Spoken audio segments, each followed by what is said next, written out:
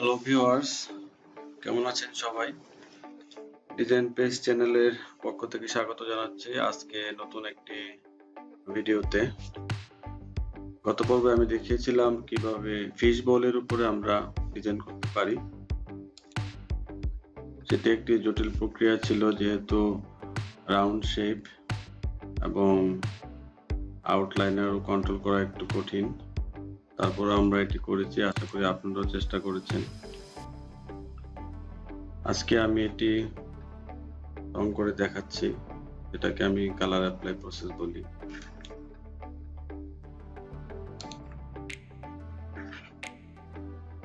তো এখানে প্রথমে আমি গ্লাস কালার ইউজ করতেছি। গ্লাস কালারের পরে আরো সুন্দর করার জন্য আমি অ্যাক্রিলিক কালার ব্যবহার করব। যেহেতু এটি একটি সিম্পল ডিজাইন, তো এখানে আমি চেষ্টা করেছি গ্লাস কালারের সাথে অ্যাক্রিলিক কালারগুলি দিয়ে দেওয়ার জন্য, যাতে রংটা একটু গাঢ় হয়। আশা করতেছি ডিজাইনটি আপনাদের কাছে ভালোই লাগবে।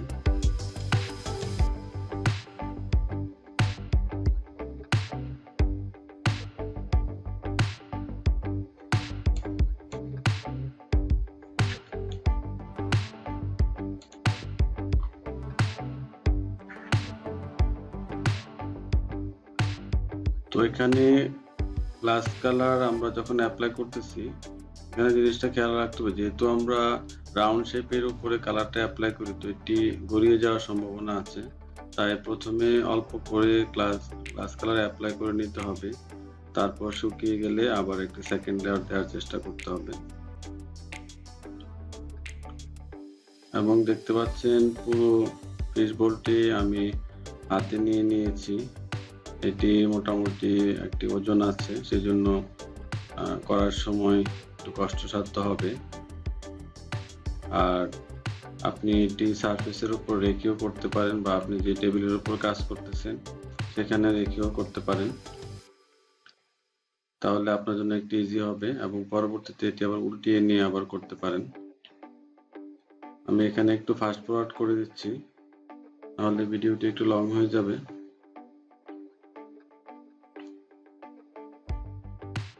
মূলত গ্লাস পেন্টিং এ আমাদের যে মূল উপাদান এগুলি একই আছে, এখানে কোনো পরিবর্তন নেই এবং কালার করার পদ্ধতিও সেম, শুধুমাত্র আমাদের ক্যানভাসটা পরিবর্তিত হচ্ছে, আর কিছুই না।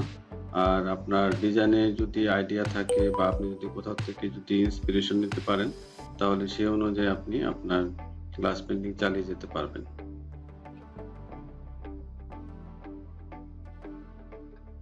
এখানে আমি আগে হালকা করে লেয়ার দিয়ে নিচ্ছি।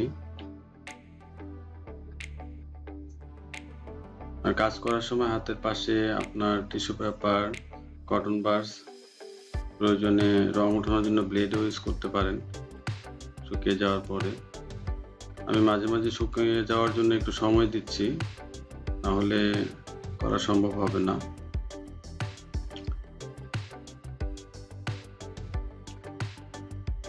একটু শুকিয়ে নিচ্ছি। এবং আপনি কালার অ্যাপ্লাইয়ের সময় একাধিক ব্রাশ ইউজ করতে পারেন, অথবা একটি ব্রাশ দিয়েও করতে পারেন, এটি আপনার অভিরুচি।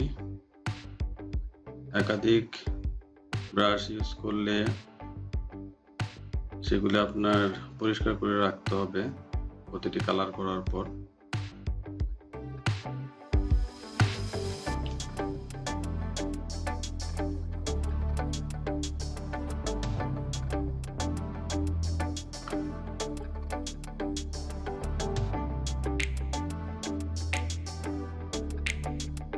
এখানে আমি গ্রিন কালার অ্যাপ্লাই করতেছি।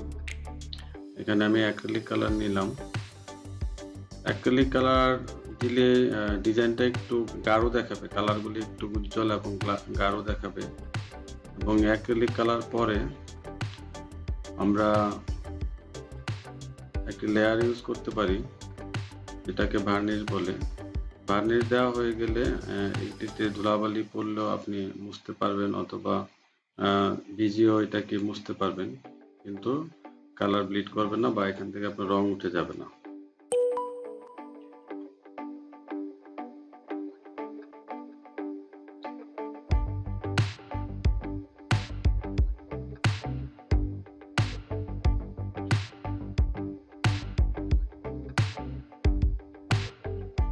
এটি হয়ে যাওয়ার পরে আমরা এটার ভিতরে বিভিন্ন ধরনের শোপিস রাখতে পারি, অথবা আপনি ফ্লাওয়ার ভাস হিসাবে ইউজ করতে পারেন এই ধরনের বেসবল গুলো, অথবা আপনি এটার ভিতরে ঝাড়বাতি রেখেও ঘর সাজাতে পারেন, খুবই সুন্দর লাগবে দেখতে।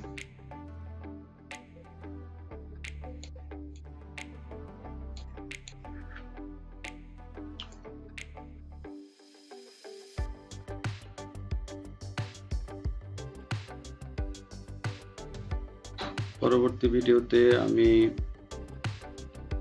অন্য কোনো ক্যানভাস নিয়ে কাজ করব, সেটা গ্লাসের উপরে হবে,